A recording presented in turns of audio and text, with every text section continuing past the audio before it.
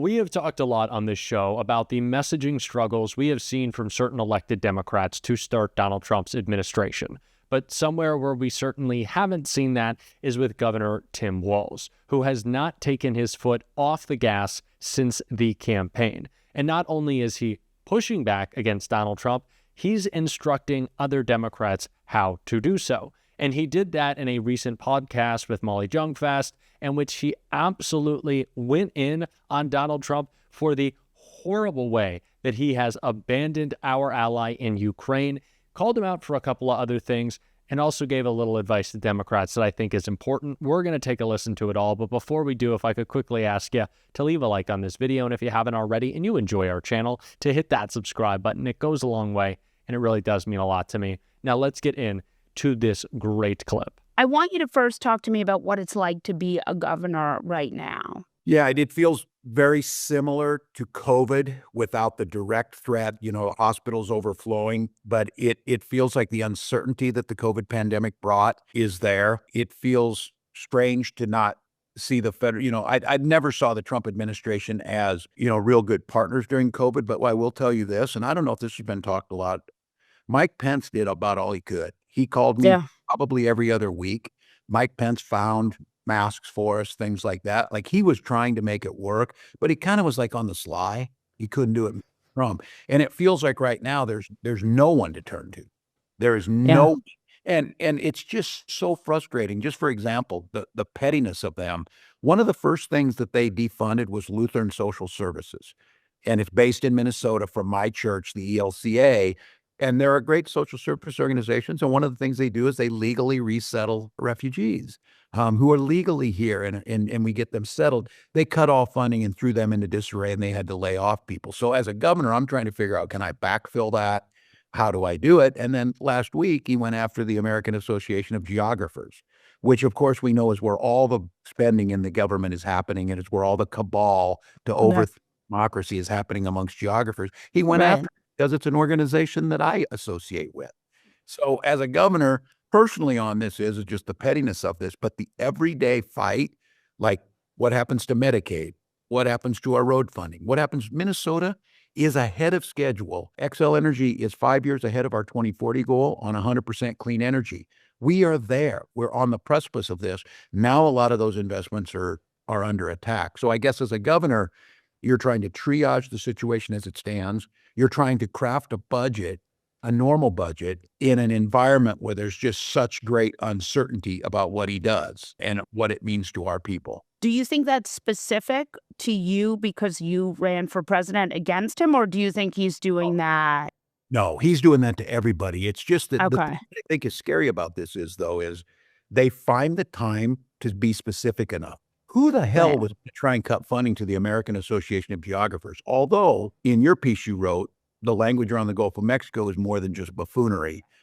There's the nationalism, there's all that. They're better organized, but they came after Lutheran Social Services in the first week. Like who in God's name knows? It's a small social service organization funded, on a progressive Lutheran branch. And it happens to be mine.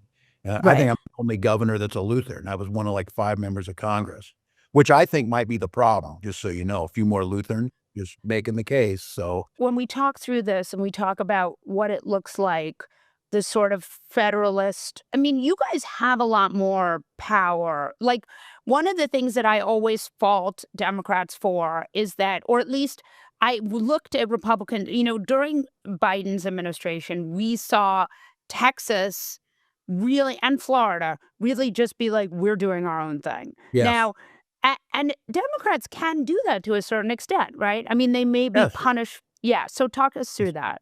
Yes. And look, I hear the thing out there is that when we get back, which we'll fight. I'll tell you what people are going to expect is they're not going to expect us to tinkle around the edge with the ACA. They're going to expect universal health care. And if there's a lesson here, I always said this, we had a 1-vote majority in Minnesota when we moved clean energy, we moved reproductive rights, we moved a whole slew of progressive, very popular, including things around guns and gun safety, very popular things. We moved it with a 1-vote majority. And people ask, well, what do you call a 1-vote majority? A majority, simple as that. These guys have learned that lesson, and governors have that ability.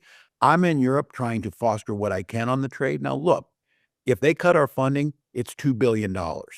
out of a roughly $30 billion state budget. So it is Right. a massive hole that we can't fill alone. But Right. there are things that we can do. There are things that we can push back on. There are things that we can separate. Now, the irony of this is Republicans being all about states' rights until they're not about states' rights. Right. Of course. We're still establishing ourselves. We're sub-federal level of government, but we have a lot of autonomy. Like I can be invited to the Netherlands to speak. And I said this, Molly, that I'm a rule follower that used to be politics ends at water's edge, means Right. with a unified voice to that. I recognize that the position right now, official position of the federal government is that we're not going to support Ukraine. That's not the Right. majority position of Americans. And you can walk that line. And I Right. think that's what we need to do more of. We need to push back. And again, I hope everybody, and I hope Republicans know this, you are teaching us a lot of what happens when we get back and control these, that we need to deliver for people and that's their downfall in this. Where are they delivering for people other than just angst and anger and taking it out on immigrants or whatever? No egg prices down. Now Right. you got folks that lost their jobs. Now you've got confusion with our neighbors. So I have to tell you, a saying I always said is you lead with good policy and good politics will follow that. And the inverse of that is true. Bad policy will lead to bad politics. And I think Democrats got caught in the wilderness that our policies are popular, but for whatever reason, we didn't articulate it in a way that turned to good politics. So there are a couple of things that I wanted to unpack there that I think were so important for Governor Walz to hit on. The first is the pettiness of the Trump administration. We also need to bring that pettiness to our obstruction. We have to stop everything they try to do. Nothing can be legitimate because this is not a legitimate administration. I always bring up the example of the unanimous confirmation of Marco Rubio, who is now sitting in silence with that jello spine that he has, that lack of any courage that is in Marco Rubio as Donald Trump completely abandons our ally and praises Putin. That is not someone who deserves legitimacy from the Democratic Party. We have to push back, and we have to do it in the strongest and loudest way possible. And then we have to carry that over when we are eventually in the majority after the midterms. That's what we have to do. It can't be small changes, can't be here and there. It's got to be big reform and fast. That is what Elon Musk is trying to do with Doge. In breaking things, we have to take the same energy and invest it into things that help the American people. Let us be real and work hard and do it quickly. That is what it is all about. And of course, you also saw Governor Walz there call out the disgusting actions of Donald Trump on Ukraine. Complete failures of his administration, focused on all the wrong stuff. He's delivering the right message at the right time and showing Democrats how to do it. Really appreciate that he's doing that. I'm seeing more and more media appearances from Governor Walz. Could he be on this show at some point? I don't know. We've had a fun couple of guests lately, and one of them who I had a similar conversation about messaging with that I'd really like you to take a look at if you haven't already is Senator Tina Smith. She came on the show, and I want to take a look at what we had to say there. Well, and I think that's so important because we recently saw Joe Rogan and like some of the saddest bootlicking I have ever seen talk about how, oh, Elon's not after your money. He's not corrupt. He's already got 400 billion. Why would he want more money? It's like, well, do you know how we got to the 400 billion in the first place? These are not people who pick a number and then stop at it. Clearly, as we saw with the Republicans, and the reason why I wanted to start with the Votorama, maybe rather than the Elon back and forth, which was just so incredible, is because what Elon is trying to do with his 1,900 tweets a day is distract from what is actually happening, distract from the dangers of the MAGA majority in Congress, distract from the dangers of Doge. And what you did was shine a light on that. And I think that obviously there are a lot of Democrats stepping up right now to do so, but certainly not enough. So how are you pushing your colleagues to kind of take a similar approach, take a similar tone, and make those moments that matter so much on social media so we can direct people's attention to what matters? Yeah, well, so I think there's a bunch of things that are happening right now that are, I think, important to pay attention to. One is just like thinking about my Senate colleagues. I mean, let's just be honest. I'm a 66-year-old grandma, and I'm like probably on the young side of the United States Senate. And I'm a pretty pissed off grandma right now, Mm.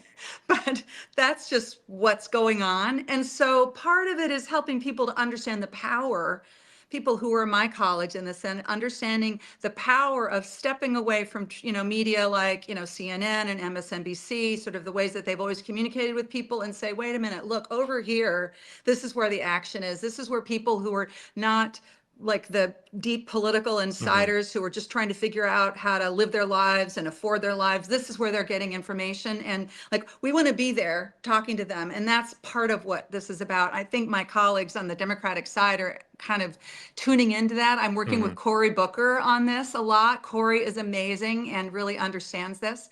So I think that's one thing. I think another thing is just like people taking a breath and going, okay, like their whole plan is to exhaust us and distract us, and we can't fall for that. We need to stay focused on what is really going on, and that is what I think we're all doing, and we want to help other people out there doing. The world is full of like idealistic, organized activist people. Many of them probably like to watch what you have to say because it gives them a sense of power and autonomy in this moment, and just sort of saying, okay, pay attention. What these guys are doing is trying to tell you, you don't have any power. You can't do anything about this. This is all out of your hands. This is what bullies do all the time. And that's what these people are. They're bullies, but they're bullies with a lot of power. And we have to shine a light on that. Yeah, we do still have agency. And I know a lot of the time it doesn't feel like that. In the first week of the Trump administration, it certainly felt that way. But when we speak up, and it's the same with what you're talking about and the approach that we take to social media, right? If you're just doing the traditional MSNBC or CNN hit, it only gets seen by so many people. But if you're bringing your voice to social media, it can be shared. It can be, clipped by people like me. I like to take what you have to say on the Senate floor and bring it over here, share it with more people. And if you use your voice, then it starts to echo out. And exactly what Senator Smith had to say is what we saw play out in that interview with Governor Walz. These are hyper national issues, but they're also incredibly local. These are affecting individuals in communities, but certainly they're affecting whole communities, counties, cities, states, the country. All these horrible actions of the Trump administration. But if we talk in the broad strokes about it, if we just try to push through the larger narrative, I think sometimes that gets lost, especially with the people who are bumping into their politics rather than searching them out, who are oftentimes so influenced by the algorithms that Elon Musk, Mark Zuckerberg, TikTok, all in Donald Trump's pocket. We know what type of news they're getting. So we have to be specific in the way that we break through. We're always trying to do that on the show. And if you want to support that, as always, you can hit that subscribe button. You can leave a like on this video. And if you stuck around to the end, you can drop a blue heart in the comments. And until next time, I'll see you soon.